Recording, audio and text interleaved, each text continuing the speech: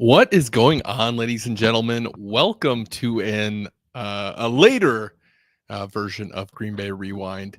I appreciate you guys all hanging out. It's a Thursday, throwing off the routine, but the holidays definitely threw off the entire routine for all of us. So if you're here watching, hanging out, appreciate you. I know a lot of people are still kind of on the holiday buzz, still doing stuff for the holidays. So I understand it's probably going to be a quieter episode, and I am a-okay with that.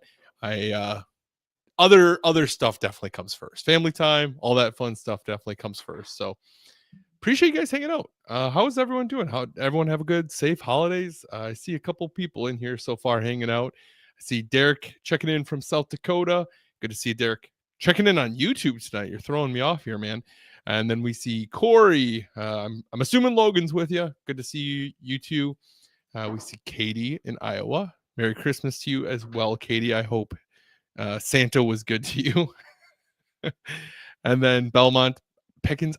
Is your first name Belmont? I think I asked you last episode for a first name. I generally like knowing first names because I see people who are here week in and week out, and it's always good to just say what's up by their name. So good to see you, Belmont, again.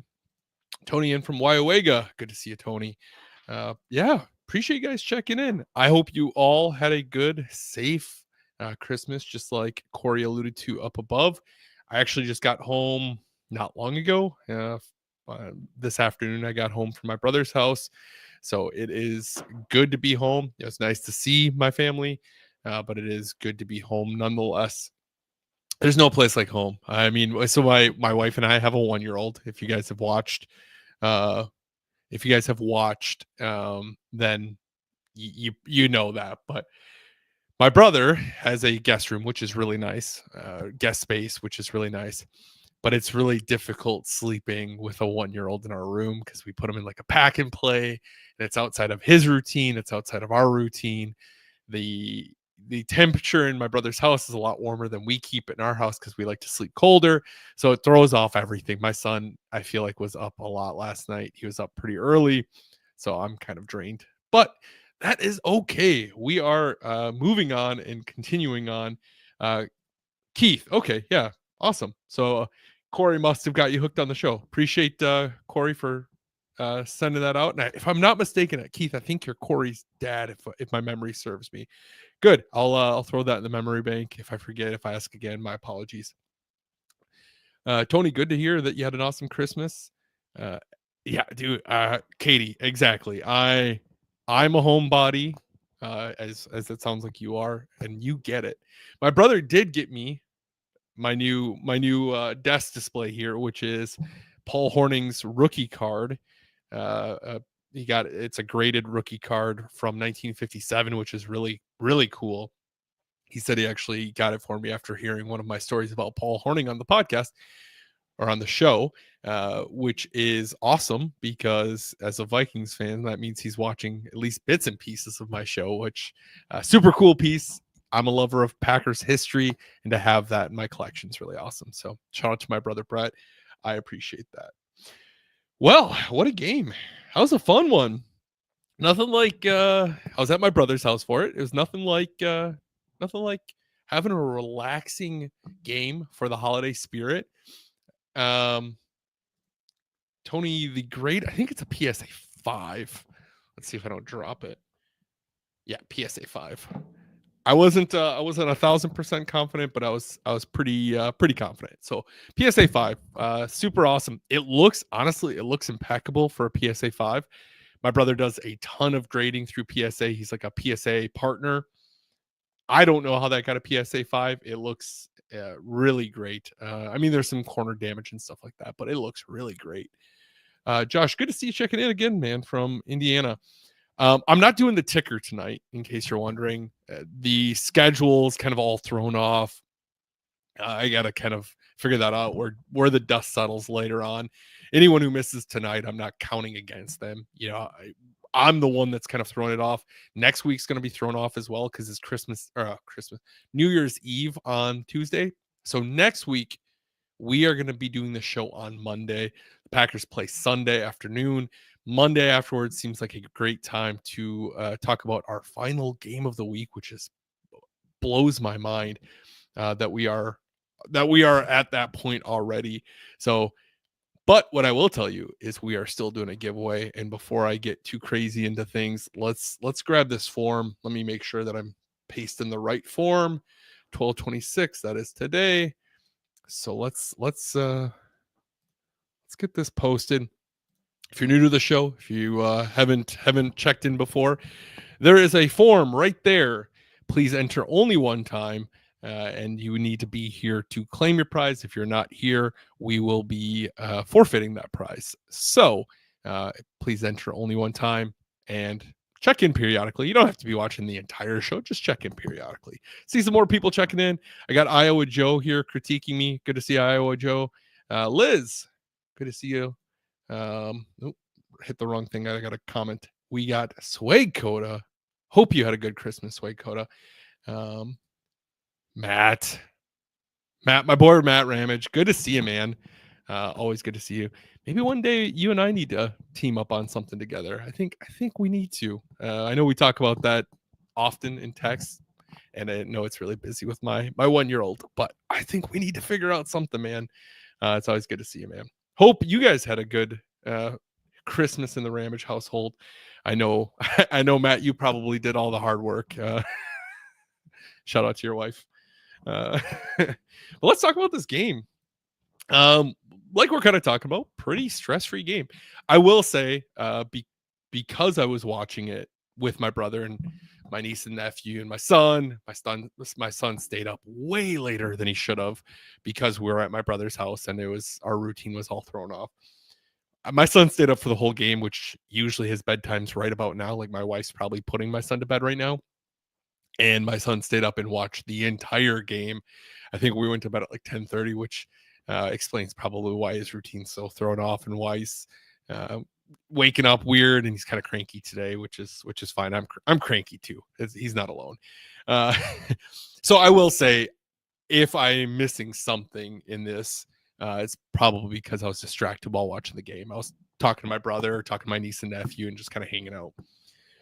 But I didn't miss the Packers registering the first shutout of the 2024 season, which is great. I know a lot of people are kind of discounting it because it was against the Saints, who were without a lot of key weapons. But what I will say is, in the NFL, a shutout is very hard, no matter who's playing. Even backups, even third strings, they get paid money too. They are in the top percentage of people in the world that do what they do. And even a third string quarterback, I don't know if Spencer, I would assume Spencer's their third string because I'm sure Hill is their second string and he's out as well. But even a third string quarterback is going to be able to make some great throws and make some good plays. We saw Spencer make some incredible throws. That one where he jumped up over, was it Kingsley? Kingsley slipped. And he kind of did that jump and threw a dart to his, I don't remember if it's a wide receiver or tight end. Incredible throw. So even a third string guy is going to be able to make some throws and make some plays. They had their opportunities. They drove down the field plenty of times, and the Packers created opportunities. We saw the strip sack by Nixon recovered by Gary. We saw Zane Anderson get an interception, which we're going to talk about. So to discredit a shutout strictly because certain players aren't playing is pretty wild to me. These guys are in and out of practice. These guys get paid too. They're in the game plan. And to be able to even get 3 points in a game is usually pretty standard, no matter who you're playing, no matter what. To allow a team to get at least 3 points is pretty common, pretty standard. So to hold them to nothing, no matter the situation, that's a big win. I'm taking that all day long. Now, I will say I think Jordan didn't have any interceptions. He had that one that should have been intercepted. I thought it was intercepted. I'm sure you did as well. But he did finish the game, no interceptions. Not the greatest showing for Jordan. 16 of 28, 182 yards and a touchdown. But like we talked about, he's eliminating mistakes. I don't care if he doesn't throw for 200, 300, 400 yards a game. As long as we're eliminating mistakes and we're putting up points. And that's what the Packers did. The Packers scored over 30 points for the 5th consecutive game in a row. Consecutive means in a row. That's kind of redundant. They scored 30 plus for the 5th game in a row, which is phenomenal. I will take that any day of the week. I don't care what my quarterback stats are. But I do love that.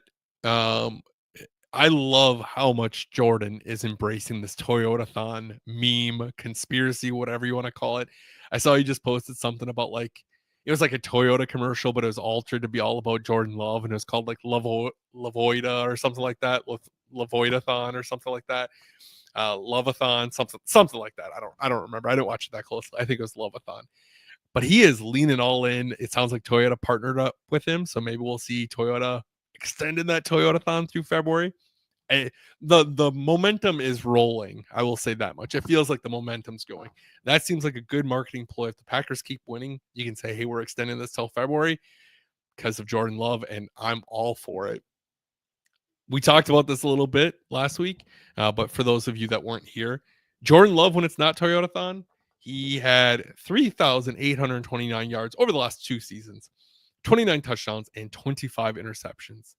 During Toyotathon, we're looking at 33,465 yards, 27 touchdowns, and only 2 interceptions. And we're still in Toyotathon. So we're not seeing 2 full seasons of Toyotathon stats yet. But wow, night and day different. Now, in all actuality, what we're probably seeing is a multitude of different things. We're seeing his knee injury and his leg injury healing up. That makes life a lot easier. That limits or that lowers your turnovers that you're throwing.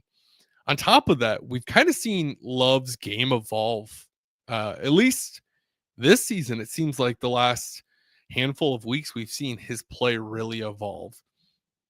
He doesn't seem like he's looking for that home run ball nearly as often or that hero ball nearly as often. We're seeing him check down to his dump down player that's going to be able to make a cut and make, some positive yardage. We'll talk about some of the breakdowns here, but we saw Josh Jacobs get 4 receptions pretty early in the game for 38 yards. That is limiting the amount of turnovers we're seeing because he's just taking what the defense is giving him as opposed to trying to make this big play every single time. And we're seeing it create success in this offense, which is you really couldn't ask anything more. I don't care if people say, "Oh, he's a check down merchant," or he's a game man. Who cares? When it matters, he can use his arm and do big things, but he seems to be making the higher percentage reads and taking what the defense is giving you. And when you're not in a hole, you don't need to be a hero. You don't need to play that hero ball. And I'm all for it. That one to Tucker, it was like a 4th and 2. We saw Christian wide open down the field. It would have been a walk-in touchdown. And then we saw Tucker with the first down wide open as well. And rather than throwing it to Christian, which in most cases you probably would want him to, but on a 4th and 2, I'm okay taking the easier, higher completion throw to Tucker rather than a deeper throw that, leaves something to go wrong on a 4th and 2. If that was 3rd and 2, hit Watson all day long. But on that 4th and 2, I don't care if you're only picking up 5, 7, 8 yards. Get that conversion, keep the drive going, and reduce the odds that you're going to turn over the ball by having something wonky happen, whether the ball sails on you, whether you leave it short, whether Watson drops it, whether it gets tipped. There's a lot of things that can go wrong. And that I felt like was a great read, a great thought process by Love in that time. Some people might disagree with me, but I'm all for it.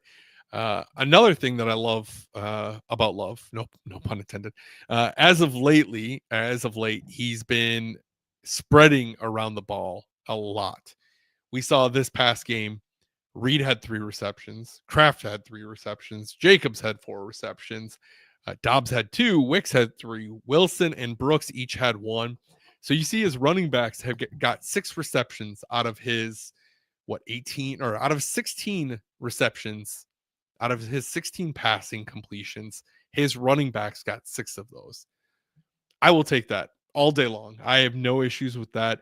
I'm curious how you guys feel about that. Are you guys frustrated that he's not airing it out more, or are you guys kind of in the same boat as me? Um, I see, just kind of reading over some comments. Dan, glad to see you survived Christmas, man. Good to see you. Um, yes, Matt, the collab the world needs. You are right. We definitely need to do something here soon. Da, da, da.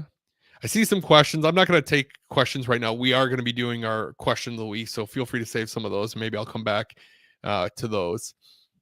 Um, Angry run by Jacobs. Dude, that stiff arm on Tyrone. Whoa! I jumped out of my seat at that one. That was incredible.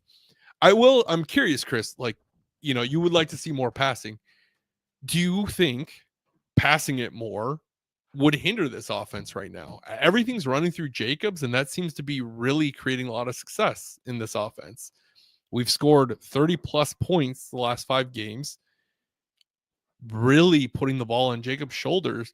You look at last year's success when Jordan went on his kind of tear, and a lot of that went through Aaron Jones. It seems like we're kind of doing that same game plan. So I'm curious on your thought. Like, are you okay with seeing more passing if it hinders our offense, if it slows down our offense? Because to keep scoring 30 plus, I mean, you're doing something right there. Just win. Yeah, that's my thought. I mean, you're kind of making the same argument with like a quarterback, right? So Chris says when you rely on a guy, what if he gets hurt? I mean, that's the NFL, right? What if Love gets hurt or Malik gets hurt? Subbing for him. I mean, that's just part of the game. You have Chris Brooks, who's looked really great. You have Emmanuel Wilson, who's looked pretty strong. We're going to be getting Marshawn Lloyd back. I mean, it's just. I mean, if we can keep scoring points, I'm not gonna be too worried about the hypotheticals. I do appreciate, Chris. I appreciate your perspective of it, and obviously I have my perspective, and neither one of us are wrong. It's just, it's a fun conversation. It's definitely a fun conversation. Appreciate. I always like seeing the other side of the coin, right? I want to make sure that I'm not missing something in the thought process. So, Chris, appreciate your insights and what you're providing as far as comments. It's great to hear that other perspective. I do see where you're coming from. If Josh Jacobs gets hurt, then it's a fall on our production. But Josh could get hurt off of a second carry of the game, and that's in his position. That's kind of what he signs up for. He's going to be taking a beating. You obviously don't want to overuse him, but he saw the Packers take him out. He could have came back in later in the game, but he did pull himself out and just kind of stayed out to rest up, which it's good. They didn't overuse him. They didn't need to hammer him into the game, especially when you have a big lead and the time is dwindling. We saw Josh get 13 carries, which not a ton for a running back. You obviously have those 4 receptions as well. So touched the ball 17 times. He averaged over 5 yards per carry on his rushing attempts. What's pretty remarkable is he already has over 1,200 yards on the season, and this is his 6th year in the NFL. He hit his career best in rushing touchdowns against the Saints on Monday, bringing in his 13th rushing touchdown on the season. His previous best was 12, which he had a couple times during his career. I will say and we've talked about this numerous times, but when Jones was let go they signed Josh and then they let go Jones, I was like, man, that's a big hole for Josh to fill. Josh is an incredible running back, but Jones did so much for this offense, and that is a huge, huge hole for Josh to fill. It seems like Josh has made this hole even bigger for the next running back to fill, because Josh is doing so much for this offense. Like Chris talked about, it seems like he's the workload, or the load is on his shoulders, and it is concerning because if he does go down, that could really limit your offensive production. So I see where Chris is coming from, but he just looks like a back that is built different. He's kind of like just just keeps going. I don't know. He's such a physical back that I absolutely love it. I did see that he gifted all of the offensive linemen for Christmas. All of them got diamond chains of their numbers, even like the backup lineman. He just got, I don't know, 12 diamond chains for his offensive linemen, which is, wow, that was probably a very expensive gift.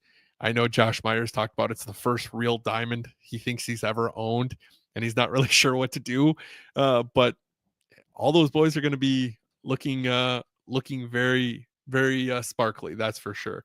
So what a great addition to this team, a great person to have in the locker room, and he's really kind of coming out and showing that he's a leader of this team. um yeah, I don't know, it's great addition, and I'm super excited to have him. And he talked about coming to Green Bay, and this is, Josh mentioned that this feels like the most fun he's had in the NFL. And one thing he credited it to was the fact that Green Bay feels like he's in college again. And I know a lot of fans, especially in the NFC North, like the opposing fans, like to dog on Green Bay. Like, there's nothing to do in Green Bay. And then you see players like Josh Jacobs come out and say, man, this feels like a college town. Everyone here is all about football. They eat, breathe, sleep football. He said when they got snow, he came outside and his driveway was already taken care of. He didn't have to do any snow removal, and people are just treating him. They're just so happy he's here. What is interesting, if you ever come to Green Bay, or if you're not from Green Bay, people here, that's all they do is football. And it's not in a bad way. Like, it's really nice actually. Like, football is just so in the DNA of the city that we all are just mindful of it. But what I do love is if you see players out and about, which happens often. I'll see players out at Rustique. I got stuck behind Jordy Nelson at Chipotle one time. I was irritated because he had his hood up, and homeboy was taking forever to order his burrito, and he's ordering a bunch of food. And I'm like, what is going on, dude? I just want to get my burrito and I want to go. And the workers are kind of like all looking at this dude, and I'm like, what is going on? This is taking forever. And I worked in food industry, so I'm not saying anything. I'm just like, come on, man. Let's you get behind those certain people where you're like, bro, is this like your first time here? Like, let's get it going. I had places to be. I wasn't that mad, but just internal thought at the time. But then I stand up next to him, I kind of look, and it's Jordy Nelson. I'm like, okay, no wonder why everyone's kind of like making sure that everything's extra good for him. But what I will say is funny about being in Green Bay is if you see players out and about, people generally don't bother them.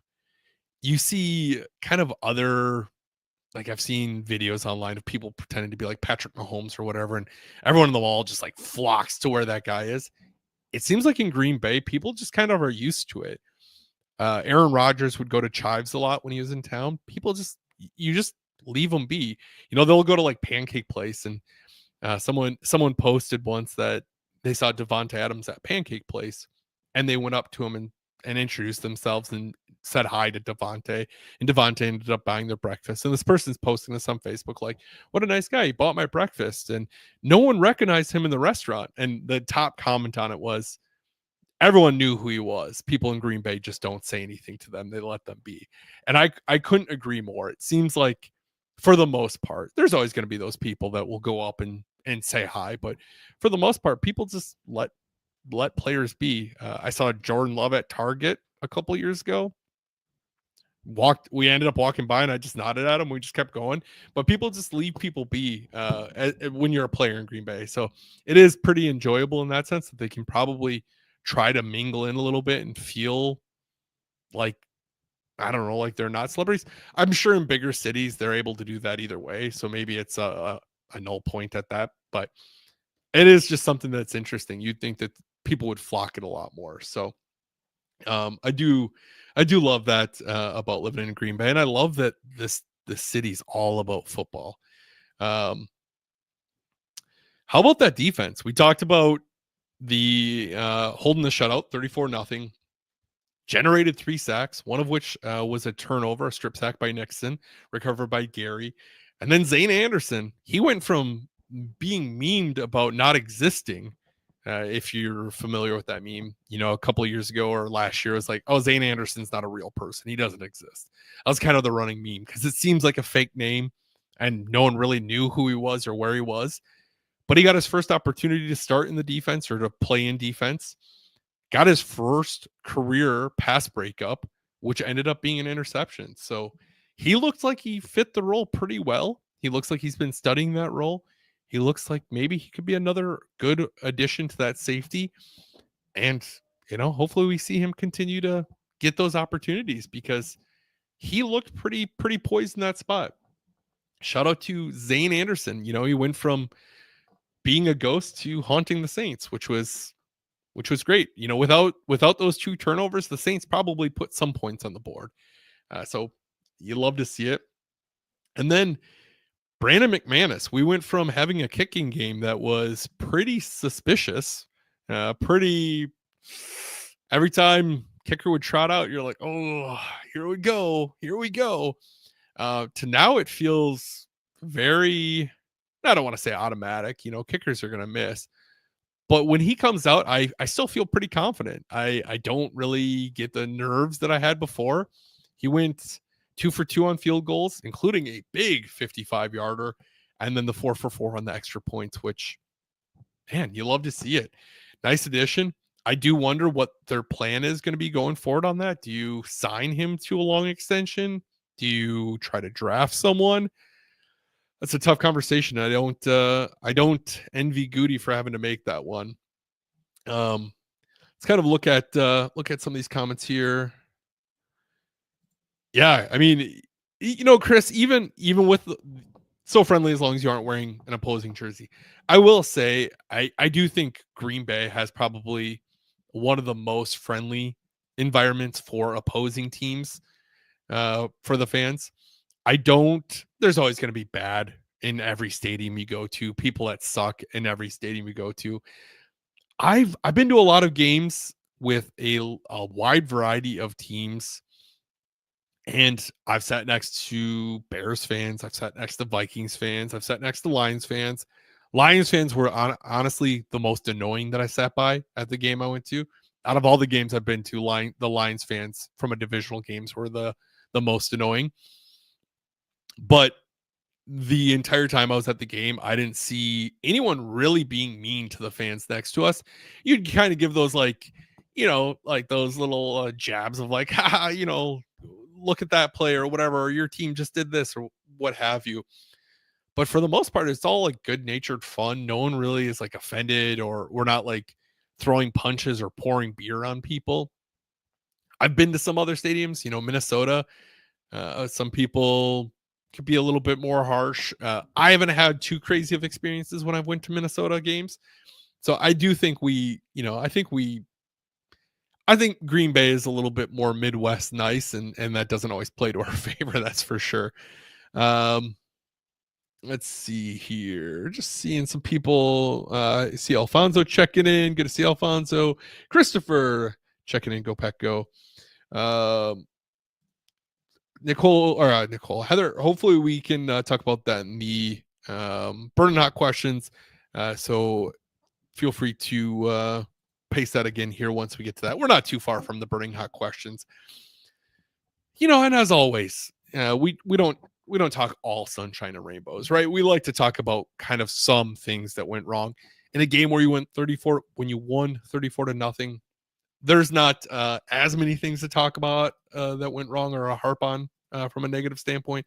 If anything, if we are being super critical, it seems like the offense seemed to slow down quite a bit in the second half. We saw Jacobs, they kind of pulled him out and didn't let him go back in. So I'm sure that's part of it. We saw just some missed opportunities.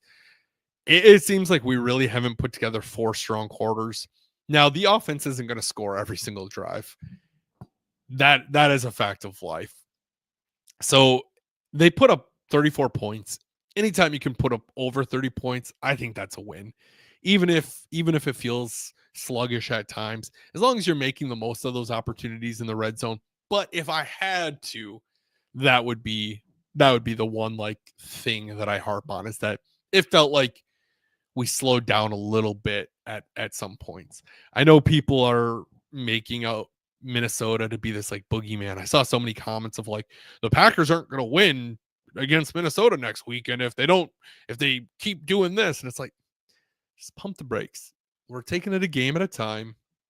Let's not create this like boogeyman situation where one team is invincible unless you go 2007 Patriots on offense every single play.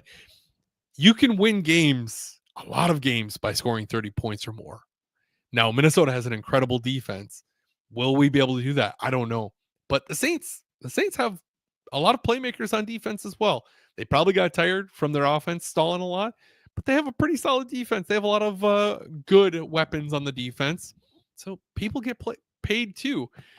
Packers aren't going to score every single drive, and that's okay. You don't need to score every single drive to win in the NFL. It doesn't happen too often that the teams score every single drive.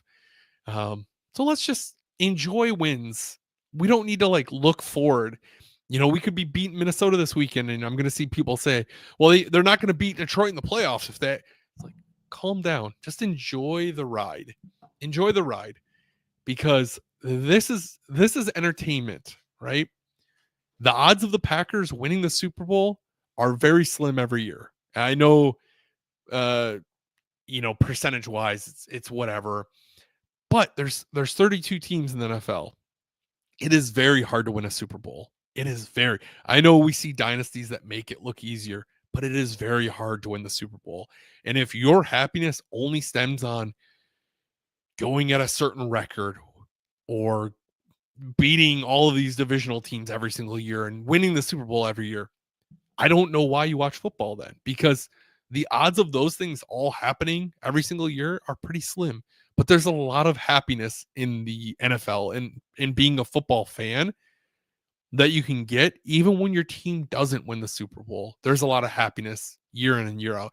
And I'll tell you, if you're watching only to be happy if your team wins the Super Bowl, you must hate yourself. Why? I don't know why you do that.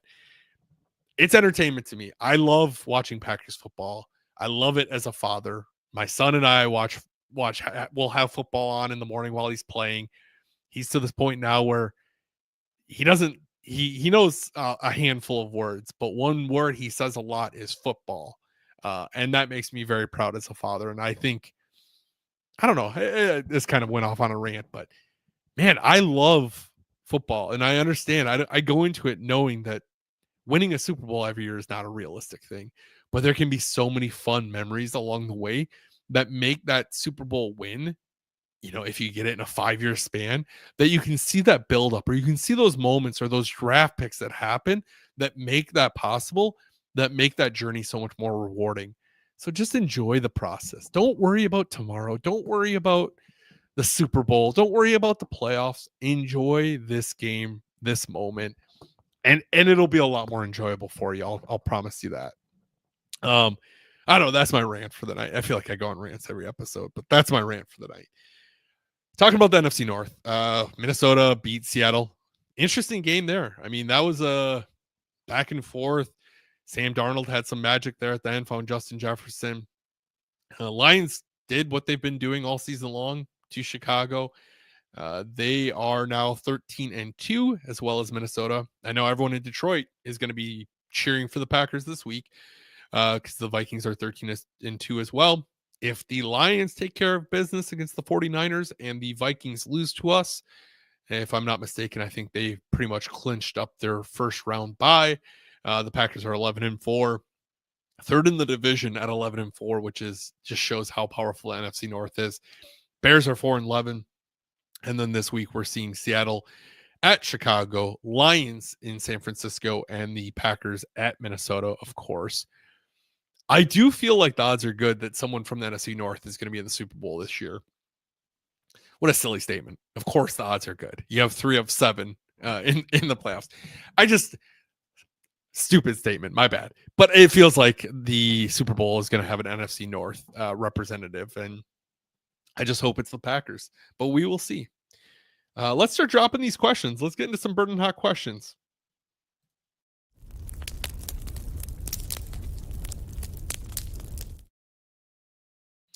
Huge shout out to Legendaries for sponsoring the show all season long. they've been so great to work with, and I've been a huge Legendaries fan forever, since the first time I had their delicious wings. Love Legendaries. Couldn't be more proud to be working with them. All season long, when the Packers are playing, you can get wings for $10 a dozen when you are dining in during a Packers game. That's gonna, I would assume that extends to the postseason.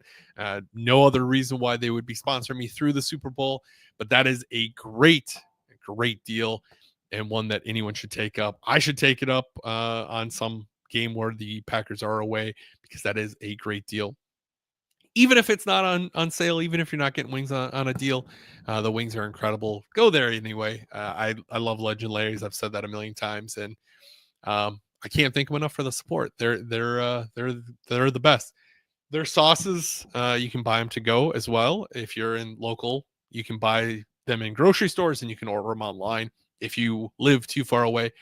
Or if you haven't seen, I'm doing a giveaway for some of my favorite things, which include some legendary sauces. I'm drawing that winner tomorrow. If you have not entered, go do so. All you need to do is make sure you're following my page, and you need to make sure that you comment with something you're thankful for this holiday season. Simple as that. I'm going to be drawing the winner tomorrow. There's some great things in there. We got legendary sauces, of course, because they are my favorite.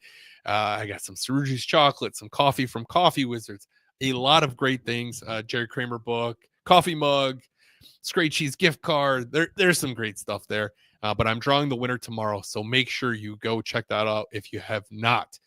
Let's get into some questions. This isn't a question, but it is a fact. George says best wings in town. Good to see you, George. Also, before I jump into these, let's drop this form again here. If you have not entered the giveaway yet, make sure you do so. It's there. If you have entered, don't do it a second time. One entry per person, please. All right, let's see here. I see some questions. Got to make sure I go back far enough. Man, a lot of great interaction. I appreciate you guys. I see a lot of familiar faces here all season long, and I can't say how much I appreciate you guys. If you are here for the first time, or the 16th time, 15th time, whatever it is, I know I missed a week. I appreciate you guys being here every single week, hanging out, and just chilling. Not watching the Bears game. Bears, as far as like Packers and Bears, I'll be watching every Packers game, but I'm not sure about the other Bears game. Not sure if that's what you're talking about. What was your favorite gift you received for Christmas? Ooh, that is a tough one. Favorite gift I received for Christmas. I received a lot of really, really great stuff. A lot of really generous people in my life. My parents got me, my wife and I, they got us a Rustique gift card and a gift card to a coffee shop in town, which is great. I love gifts like that because my wife and I love going to Rustique, and we love getting coffee. I make a lot of coffee at home, but it's nice to go out every once in a while. My brother, of course, getting me the Paul Hornung rookie card.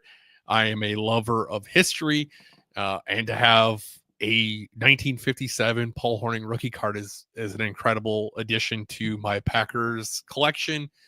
And then my wife got me the three quarterbacks picture, the Bart Starr, Brett Favre, and Aaron Rodgers picture, which is great. It's been one of those things that's been on my list for a very long time, like every year, but I also try to give her a wide variety of stuff, and she kind of just picks different stuff. And this year, finally, I think I harped on it enough. I was like, hey, am I gonna have to go buy this picture? I give it to you on every holiday. Am I gonna have to go buy this picture myself? And we finally got it. So that was a big win. Those are a few of my favorites. Yeah, I'm trying to think. I mean, I'm very appreciative of all the things I get. You know, anytime anyone thinks of me and gets me a gift, that's very nice. Yeah, those are probably the top things there. Let's see here. I see Tully. Tully, I hope everything's going well, man. Thinking of you guys. Hope you had an enjoyable cruise. I know you're kind of and doing your thing right now, but hopefully you guys had an enjoyable cruise. But if you were the Packers, how would you try and keep fans from doing the wave on offense? LaFleur looked pissed. Dude, I have been joking or toying around with the idea of doing like a wave, a no wave zone merch. I hate the wave. I don't do the wave if it's defense. I don't do the wave if it's family night. My son will not be doing the wave. We are an anti-wave family in this household. My wife does not do the wave. We sit there and sulk like season ticket holders yelling at people to sit down. Uh, I hate the wave. I don't know how you stop it, to be honest with you. The only way I can think of is, there's always those people that are like, they stand up and they're turning around and they're like pointing, like, come on, the only way I think you do it is like security kind of keeps an eye out for it. When it starts up, you just go down there and you say, hey, we're not doing the wave. Like, cut it. We're not doing the wave. It drives me absolutely bonkers that when offense is on the field, that fans feel this need to do the wave. It is the most ridiculous thing to me. Chad, you got my blood pressure going. I'm with LaFleur. I don't care if I'm up 55-0. If I see the wave on offense, I'm pissed as well. I don't want to see the wave, period, especially if it's on offense. Yeah. So, that's my other rant. Bailey coming to town next weekend, so I'm sure Legendaries is on the agenda. Bailey, I mean, you're I don't know. I'm still remembering you criticizing them last time. So hopefully you get a better experience. Keith says, Jair Alexander, what's going on? I think he tore his PCL. The Packers are probably being a little bit more, I don't know. You're just not taking the risk. You're being a little bit more conservative. There's no point. We don't need to rush him along. We're in the postseason. As nice as it would be to beat Minnesota, it really isn't going to benefit us a ton. Now, if we play Jair and Jair re-aggravates it or makes it worse or does something where he's out longer, that hinders the Packers more. So I don't know that there's really anything going on. I think you let him rest. You make sure he's ready for postseason where you're actually going to need him. If we're in a point where we need Jair to make into the postseason, maybe we see them move him along a little bit quicker or push it a little bit more. There's no benefit right now to rushing him along. I hope that he plays next week so he can kind of get out some of that rust. But there's really no benefit in like rushing it along. And I know Minnesota fans are going to chirp because they're like, oh, Jair is scared of Justin. Blah, blah, blah, blah, blah, blah, blah. Who cares? Who cares what? It doesn't matter. It doesn't matter. They can chirp. That's fine. I don't care. I would much rather Jair be ready when we actually need him and when he's going to provide the most value to this team rather than a game where it doesn't really impact much. Maybe it impacts some seeding, but not much. It really doesn't impact much for the Packers. So that's my 2 cents on it. I don't really care. Alfonso, good to see you, man. Appreciate you swinging in. First time being here. That's great. I really appreciate it. Oh, Chris says, Chris, I appreciate all the dialogue you're bringing. Appreciate it, man. Who's your favorite player you've met?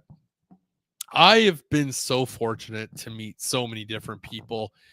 Over the years, I've had a lot of great interactions with Desmond Bishop, which if you've listened a lot, you've heard those. If you listened to the podcast I did, you heard me kind of talk about that as well. Over the years, I've gotten to know him more on a personal level. I've gotten to know his family. I've gotten to go to his house for dinner, and I've gotten to do a lot of really incredible things that I would have never dreamt I would be able to do.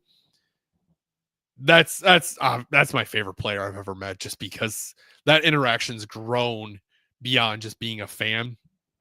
But I will say I've had so many incredible interactions with players. I met Dave Robinson, and I've had some really great interactions with him numerous times. I've talked about that.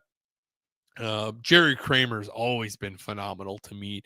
Every time you meet Jerry, it feels like a different story from him about Lombardi or the era in which he played. Couldn't be a better guy. Trying to think, there's just been so many great guys I've gotten to meet.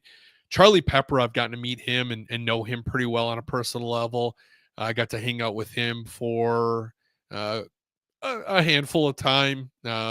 We talked probably for about an hour. I got to hang out with him, and we talked about the Super Bowl season and his life even outside of football. So that's been really enjoyable. I'm super fortunate. I've had so many opportunities and so many opportunities I probably don't deserve, but I'm super grateful for. When Oren Burks was a rookie, I'm thinking about it because I'm wearing my Legendary shirt. When Oren Burks was a rookie, he posted something like, "Oh, I want to dine at more local spots," and I hit him up and I was like, "Hey, man, Legendary's on me," and he took me up on that, and I took him out to Legendaries with Kendall Donnerson and Marcus. I don't know why I'm struggling to think of Marcus's last name right now. All three were rookies. All brought them out.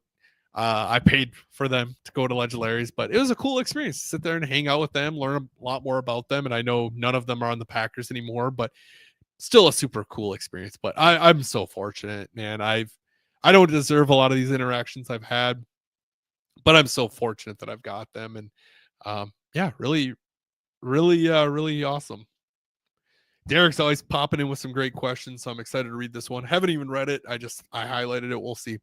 Do you think there's more going on with Jair than just being injured, like some problems with we had with him last year? I don't think so. I think really we saw him get injured. I don't even remember what game that was this year.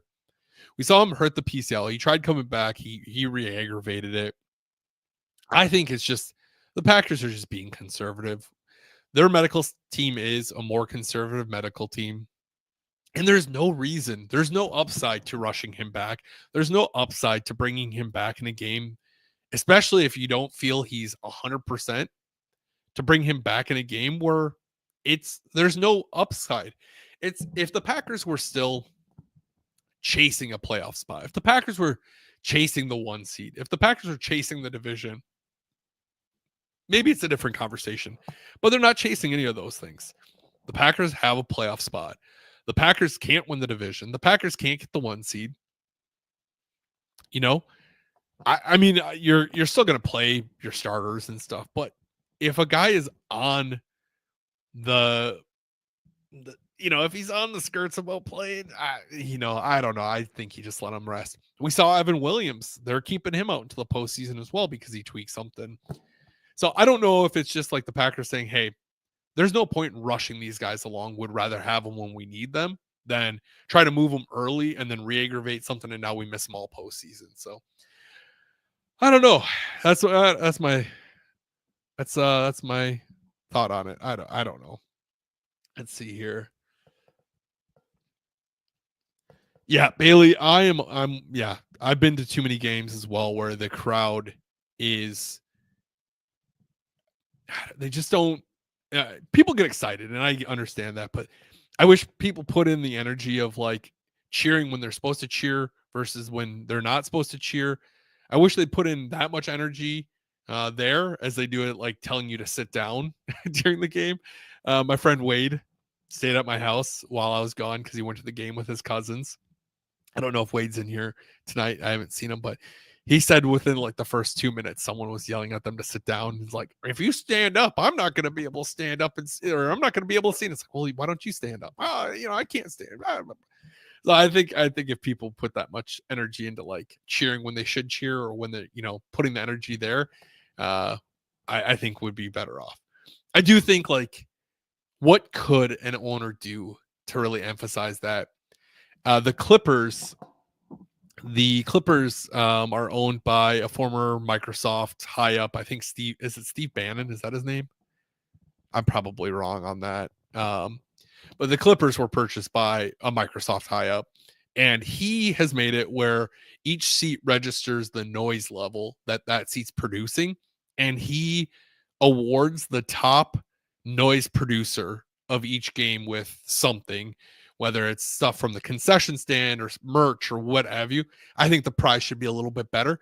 If I were owner, I would like to do something like that where each seat you kind of register the noise level, and the person who's making the most amount of noise at the appropriate time is going to get a prize. I think that's a way that you do it because that's a super cool thing here. Ron, good to see you, man. Hope you had a good Christmas. Hope everything's good there. Let's see. Any Derek, you're preaching to the choir, man. Stay home if you want to sit down. I get it, man. I'm trying to be mindful, right? Because when you get older, Steve Ballmer, thank you. I think Steve Bannon's something political, if I'm not mistaken. Steve Ballmer, thank you. Um, Going back to that tangent, stay home if you want to sit down. And I get it. There's a balance, right? There's going to come a day where I'm old and I'm not going to be able to stand up and sit down and stand up and sit down and stand up for long periods of time. I understand that. And that's where you're kind of trying to be mindful, right? Like you're trying to be I don't know. Do I think fans should stand up the entire game? I don't know. I mean, you take that risk when you go to a sporting event. But at least like if you're sitting down on offense makes a big play, you stand up. Cool. Sit down afterward, no problem. On defense, if people are standing and yelling, stand up and yell. And if you don't want to do that, that's fine. There are club seats. You could sit in the club. You could sit up high. You could sit. There's opportunities or options where places you could sit where you could probably sit the entire game. But I'm with you, man. If I'm to the point where I'm struggling to stand up or struggling to stand up and get down, I think the last thing I'm going to want to do is like walk up the steps at Lambeau, up and down those, and deal with the whole game day thing. I don't think going to a game and getting upset every time someone stands up is worth it. You'd probably just be better off sitting, or staying home and sitting. You know, yeah, Janelle, you're come to the realization that you're going to miss some plays because your knees are bad, and that sucks, right? Like that, getting old sucks. And I will say, okay, I grew up skateboarding. I skateboarded for 20 years, probably, give or take. I'm not going to be able to do that forever. That sucks. And I right now I can't do it the same way that I used to. I can't fall. Concrete does not feel as soft at 35 as it did at 15. And that's unfortunate, but that's just part of getting old, unfortunately. I can't enjoy that activity or that hobby. I can still find ways to enjoy it. I can still go cruise around. I can still watch skateboarding videos. I can still enjoy skateboarding. I just physically can't do it the same way. My ankles don't work as well. My knees suck now. And cement is really hard. And I think it's kind of the same thing with Packers games. There are ways that you can still enjoy it. You can buy front row seats of a section, right? If you want to be in the club section, there's not very many seats there. Sit there. Odds are you're not going to be standing as much. You're going to be higher up. You're going to be able to see stuff. Understand that maybe you go to a game and you miss some games or miss some plays. That's part of it. Or just enjoy it from home. When you went years ago, when you went to games, you did so because the broadcast was terrible. The quality was terrible. Nowadays, you can watch stuff at home, HD, and you're not missing anything. I don't know. That's just another rant here. Let's. I know we're going crazy on time here, and I'm kind of running late. Let's get into this giveaway here. I hope you guys entered. If so, we're kind of running behind. I don't know that I necessarily have time. But a huge thank you once again for Legendaries for sponsoring that Burn Hot question. But moving over to the giveaway side of things, I have to thank Nicolay Law. Super excited to announce that it sounds like your boy is being extended with Nicolay Law. I know we talked about it last week that I wasn't sure my contract's coming up here soon. And it sounds like we're going to be extended out a little bit more, which is really good. I have another project that I'm working on or that I'm going to be working on. So more to come on that. But it sounds like Nicolay is going to be part of that and part of the page going forward, which I couldn't be more appreciative of. All season long, Nicolay's doing giveaways on this show and really helping us give back to the people who are enjoying the show, which I could not be more appreciative of. So thank you, Nicolay Law. As always, if you are injured, get Nicolay. And as always, if the Packers lose, the next week we're doing double giveaways because when bad things happen in your life, even when it's something as small as the Packers losing, Nicolay is there and Nicolay has your back. So thank you, Nicolay Law. I appreciate them immensely. So, is this about my rant? The fact that I'm ranting a lot, Ramage has been rubbing off on you. Yeah, I mean, Matt and I talk a lot, so it wouldn't surprise me. I'm not as good at trash talk as Matt. I'll never be as good as at trash talk as Matt. But yeah, that's not a bad thing. Matt's my guy. Chris swinging in. Good to see you, man. Hope you guys had a good Christmas. Hope Santa Claus was good to Kaylee. Appreciate you swinging in. I have heard that Nicolay billboards have in fact hit Iowa. I think Chad, I think you sent me a picture of one if I'm not mistaken. Either that or you told me that they're coming in. So that's great to hear. But let's draw this giveaway winner. Let me get this. As always, I want to make sure that I'm not blasting any email addresses here. So give me 1 second here. I'm gonna get this list going. How was your guys' Christmas, by the way, or your holiday for those that celebrate? Did everyone have a good time? Eat some good food, I hope. It's always good when you can find an excuse to get together, eat some good food, and just hang out and enjoy some good company. All right, I see 23 entries. Let's get this shared here. You would think for how often I do this that I would remember how to share my screen in a quick manner, but boy, oh boy, is that not the case. So we're only doing one giveaway this week. Our scenario, if I'm not mistaken, was Jaden Reed 50 plus yards rushing last week, which he did not hit, and the Packers won. So, of course, if you are new to the show or the first time watching, we do a scenario drawn every week, and if that scenario hits, we do a bonus giveaway. Because Nicolay said, "Hey Ben, we're just not giving away enough stuff. We need to give away more stuff to your viewers." So, but we only have one this way, so or this round. So good luck to everyone. I'm excited to see what we got this week.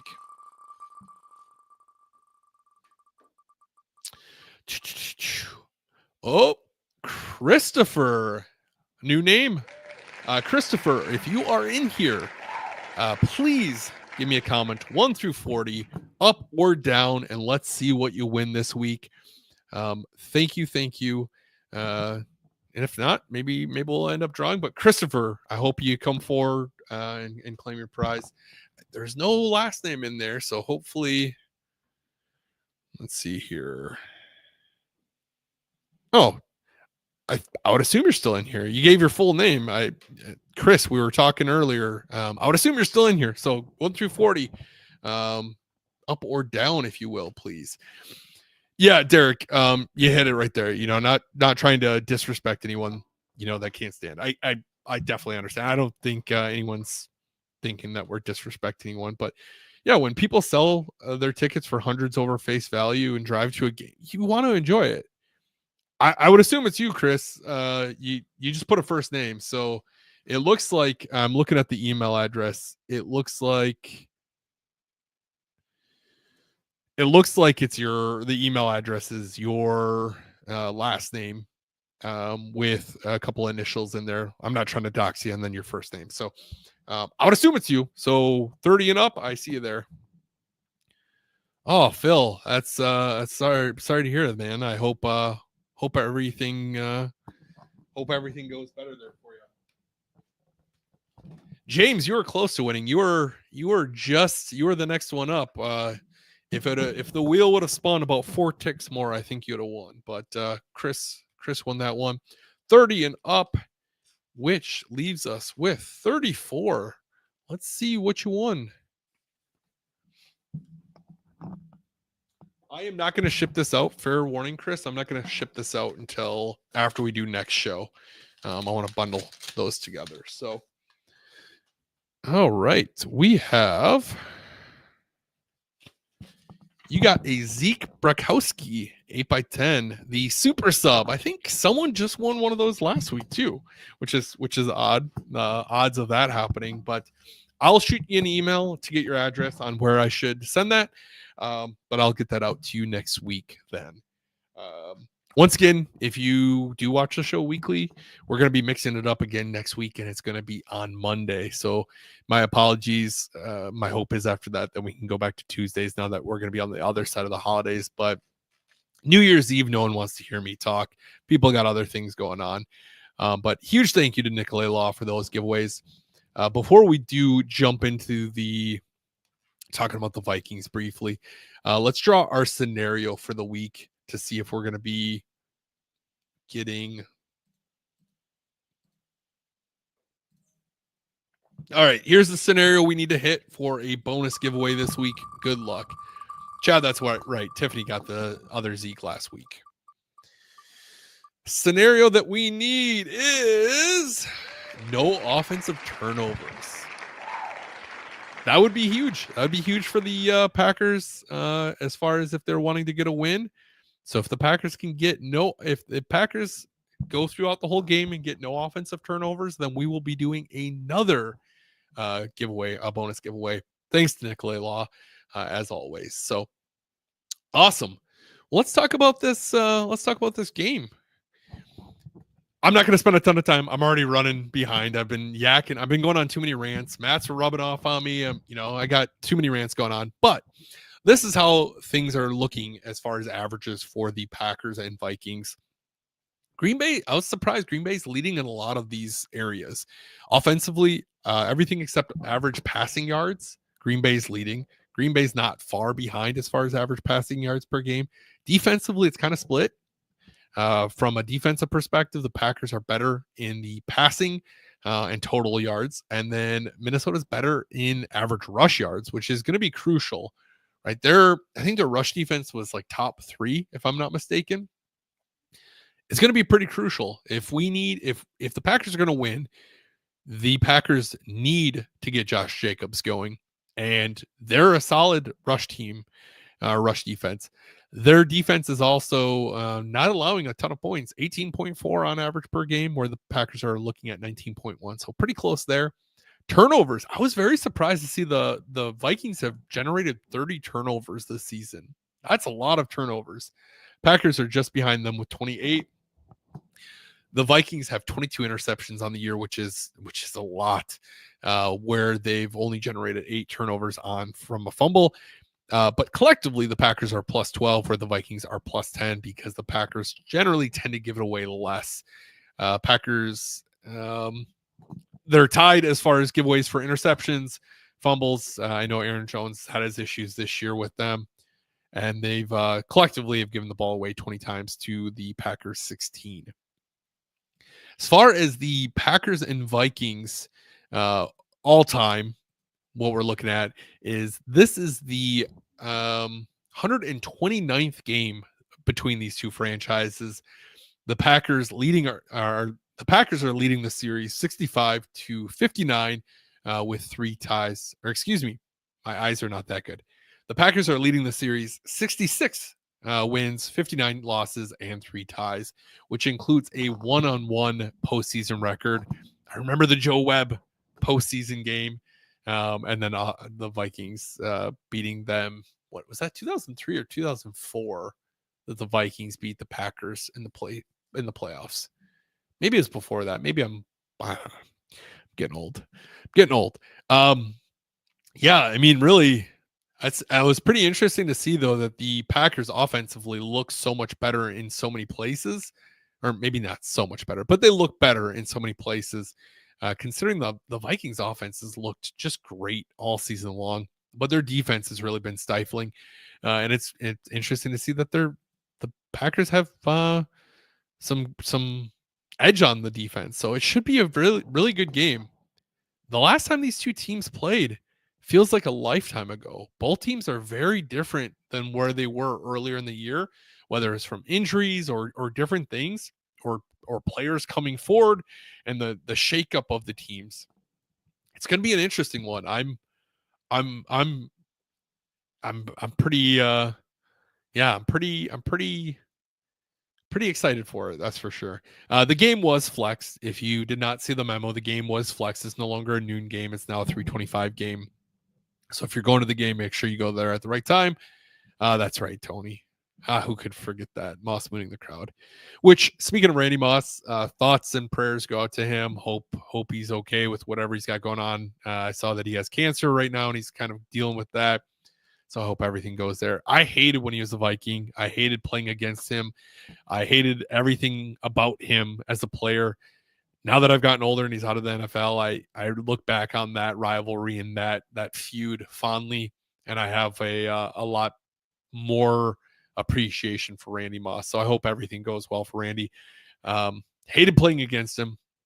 That 1998 season sucked as a young kid with a brother who is a Vikings fan and a big rivalry at home. That season was horrible, and those years he was a Viking and torching us was a tough one. So I know usually I end every show with a story of the week of Packers history or what have you. This week I'm mixing it up a little bit. I didn't have a lot of time to like prep for the episode because I was doing holiday stuff. So this week I'm going to mix it up a little bit. The story I'm telling this week is about one of the stories of me going to watch the Packers and Vikings play in the Metrodome. Normally someone's in here, a guy named Jordan is in watching the show week in and week out. But this is one of my favorite moments or games that I've been to. So the Packers and Vikings, the 2010 season, we saw Favre go back to Lambeau Field. Really close game. The Packers snuck that game out. That was my favorite game of the 2010 season, minus the Super Bowl. But because that feud was so bad, that hatred of Favre was so bad in 2010, that rollover from 2009 and feeling so exhausted to do it again in 2010, to beat him, to have Desmond Bishop get a pick six in that game was like chef's kiss to me. Just like the best. Well, the Packers are heading into Minnesota that year, and I get a phone call the night before. It's like 8 p.m., 9 p.m., 10 p.m., something like that. I get a phone call, and the friend of mine was out at a bar. She says, I'm sitting here at a bar. A guy next to me hit a bear this morning and it totaled his car. He's supposed to go to the game tomorrow, the Packers and Vikings game. He has 3 tickets and he wants to know if anyone wants to buy them for $30 a piece. So I'm like, are they real? Can you look at them? Can you verify? She's like, I don't know anything about football tickets. I don't know anything. $30 a piece. He's offering them to anyone at the bar. Do you want them? There's 3 of them. I said, yeah, just take them. That's fine. I'll take the risk. $30 a piece. So I get them. They're real. So my brother, Vikings fan, big Vikings fan. And at the time, if I'm not mistaken, Vikings were still trying to stay in that hunt of making the postseason. Their season hadn't been done yet. It was still like a pretty big deal. So I bought the tickets, 3 of them. And my brother's like, I was like, I don't know who else to go with us.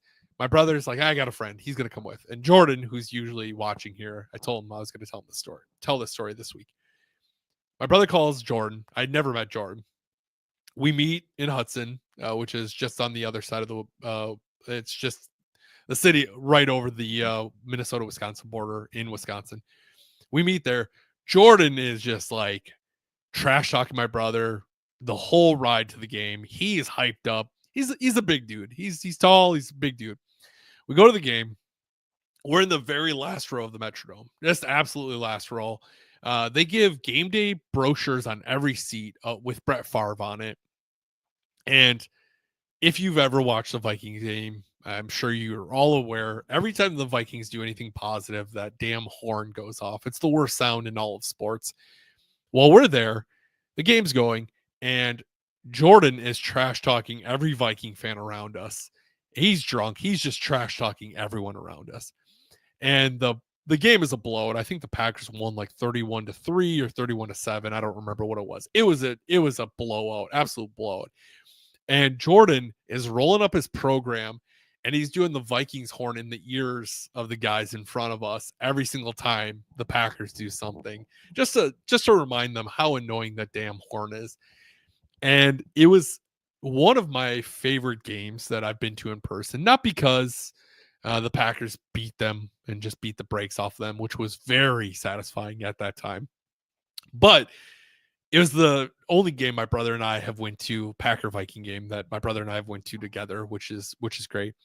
But then if you remember, like 2 weeks later, the Metrodome like collapsed from the heavy snowfall. So it felt like it was just such a perfect gift for that going away present for me. While we're at this game, the person next to us is by themselves, and we're like, "Were you here? Are you here because someone hit a bear?" And just like, "Yeah, I am." So we're like, we're all hyped. We're chanting and cheering for this dude hitting a bear. In poor taste, of course. Poor guy dealing with hitting a bear, but it's the one time I've been very that's the one time I could probably cheer for a bear and be okay with it. But yeah, that's anytime I think of the Packers playing the Vikings. They don't even play in the Metro Dump anymore, but anytime I think of the Packers playing the Vikings in Minnesota, that is the memory I think of, and it's one I wanted to share with you guys. So I appreciate you guys hanging out. I appreciate you listening to my stories that I'm not great at telling, but yeah, appreciate you guys hanging out. If it's your first time or your 15th being here, thank you guys so much. As always, thanks to Legendaries and Nicolay for Nicolay Law for sponsoring the show. Without them, it wouldn't be possible. So thanks to all you guys. And I will see you guys on Monday. Go Pack Go, and hopefully we're having a victory Monday together and talking football. So have a good rest of your week. Have a great weekend. Let's go kick some Vikings tail, and we'll talk to you guys on Monday at 7:30. So go Pack Go, and thanks again.